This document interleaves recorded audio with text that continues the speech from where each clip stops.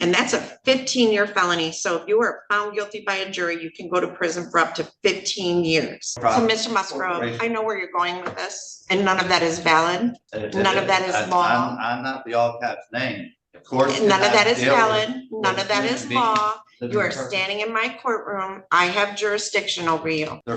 Still a crime. Still a crime. But I'm not still a corporation. I'm a living person. Yep, and that's why you're standing in front of me. If you were dead, the case would be dismissed. All right, everyone, make sure to hit that like button and subscribe if you enjoy Courtroom Chaos.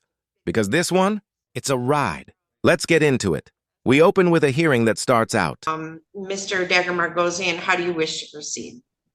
Well, Your Honor, I am aware that Mr. Musgrove wants to present information to the court. I'm happy to be standby counsel if he wants to represent himself. Obviously, this court would have to go through the colloquy of that, but obviously it's Mr. Musgrove's legal right to at least ask the court to do that. So I'm here to observe at this point.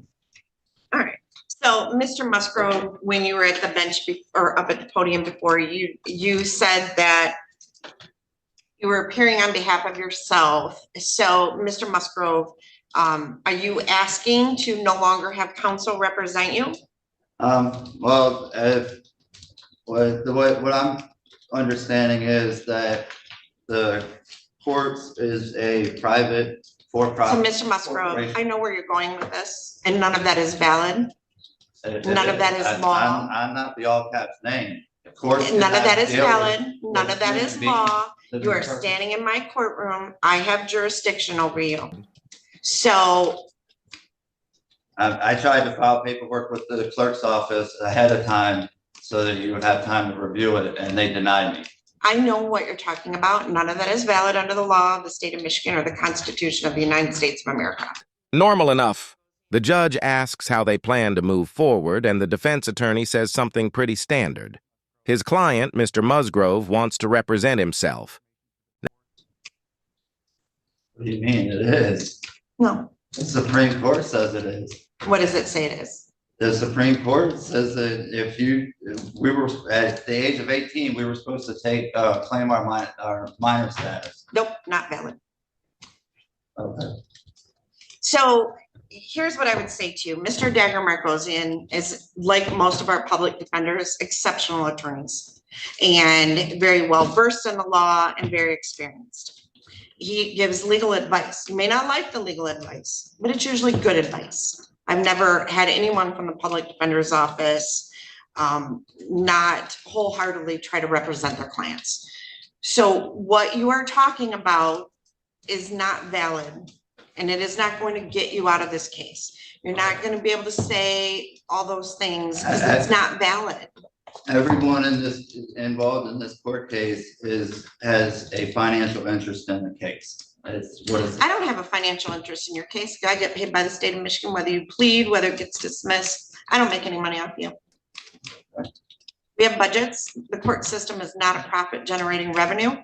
We are here to represent people so that people who are charged with crimes are protected. People who are victims of crimes are protected. And that's why we have. But in order for there to be a crime, there has to be a victim. There is no. Well, there is a victim in this case. The victim would be the company. You are charged. I can't face. Actually, just hold on. So your crime that you are charged with, which you are innocent as of this time, let me grab the right file, is failure. Oh, this is let me see. This is an embezzlement charge. So you are charged in count one with embezzlement 50,000 or more, but less than 100,000. That being an agent, servant, or employee of Hardwoods of Michigan Industries did convert to your own use without the consent of your employer or principal industrial tools and equipment in the amount of $68,938.40 or money or equipment. And that's a 15-year felony. So if you are found guilty by a jury, you can go to prison for up to 15 years. Now that's already a red flag. Anytime someone says they want to represent themselves, you can feel the judge's soul leave their body for just a second. But the judge, being patient, gives him a chance. Charged in count two with using a computer to commit a crime to facilitate the charge in count one. That carries a maximum penalty of up to 10 years in prison. And the way the statute's set up, I can actually stack those possibly. So you potentially could be looking at up to 25 years in prison. So the victim that's alleged in this would be that business.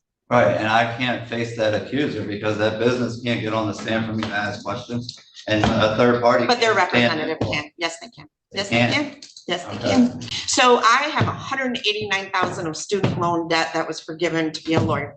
You do not. And Mr. Dagger Margosian, Mr. Isaac Sneed, all of the attorneys here went to law school to know the law, and their job is to advise you of the law.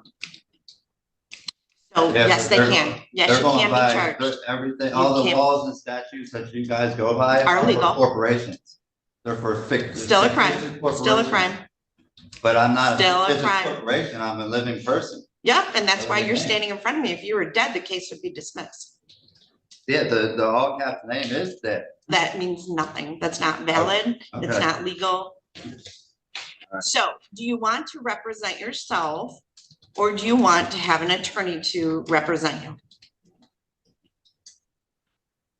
I need some time to think. Okay, so I'm gonna set this for another pretrial on March 20th at 8:30 in the morning. And Miss Adams, could I get a notice of hearing for Mr. Musgrove? Chance.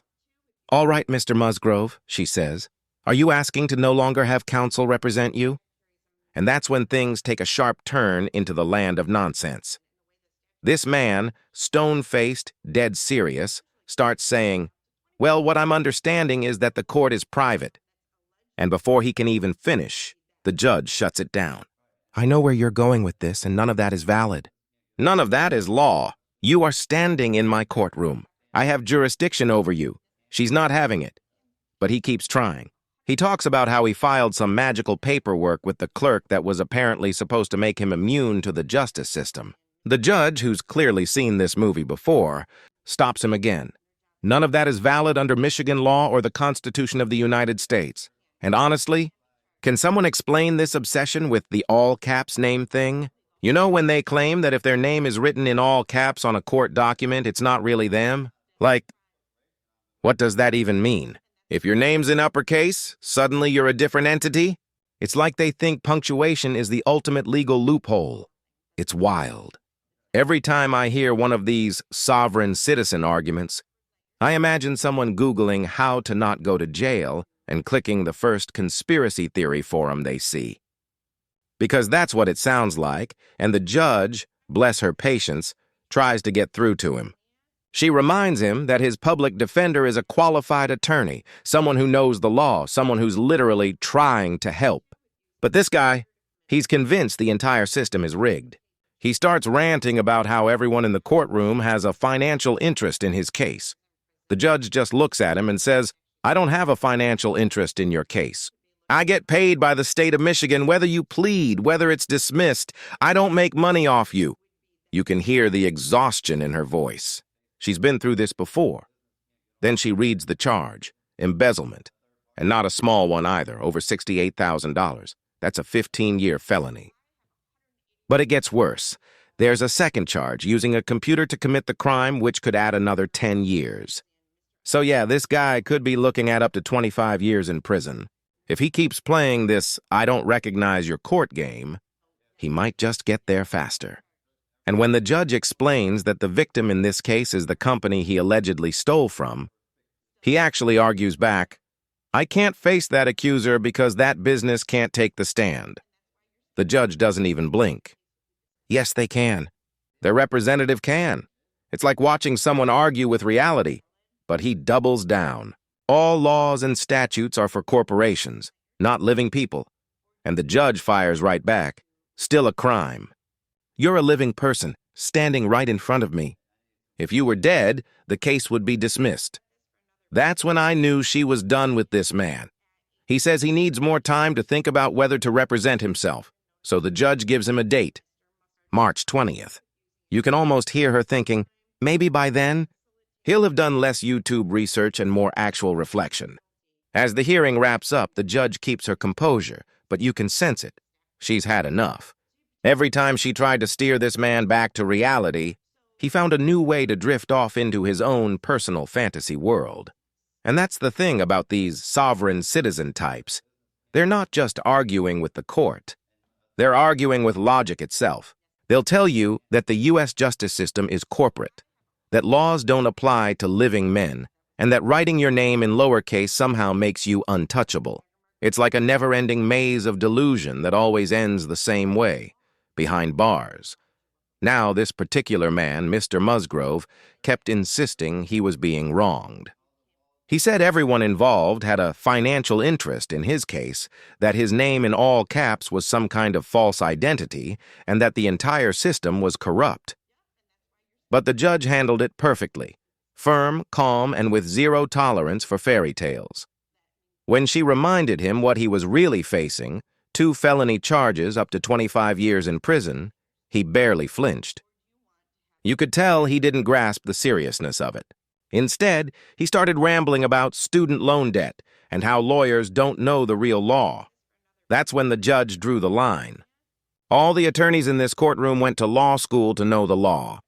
Their job is to advise you of the law, and honestly, she couldn't have said it better. There's this tragic irony here. People like Musgrove think they're outsmarting the system, when really they're walking straight into it, blindfolded. He even tried to argue that because corporations can't sit on the witness stand, his case had no real victim. And that right there shows how deep he's gone into this ideology. He doesn't even see the crime anymore, just his own imagined rights being violated by people trying to hold him accountable. But let's be real. The man's charged with embezzling nearly $70,000. Whether he calls himself a living man or private citizen of Earth, that money didn't walk off by itself. And the court doesn't care if he signs his name in cursive or in emoji form. It's still theft.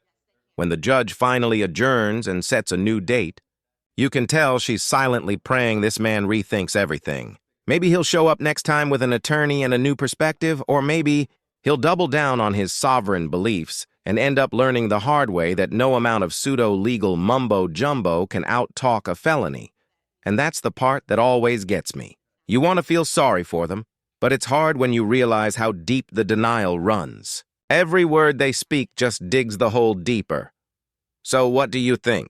Do you believe people like Mr. Musgrove really believe what they're saying? Or do they just use this sovereign script as a desperate way to dodge responsibility? Let me know down below. Because from where I'm sitting, this man isn't sovereign. He's just stuck, trapped in a web of false freedom that's about to cost him everything. And if you made it this far, thank you for watching. Don't forget to like, subscribe, and stay tuned for more unbelievable moments from the courtroom, where reality always wins, even when some people try their hardest to argue against it.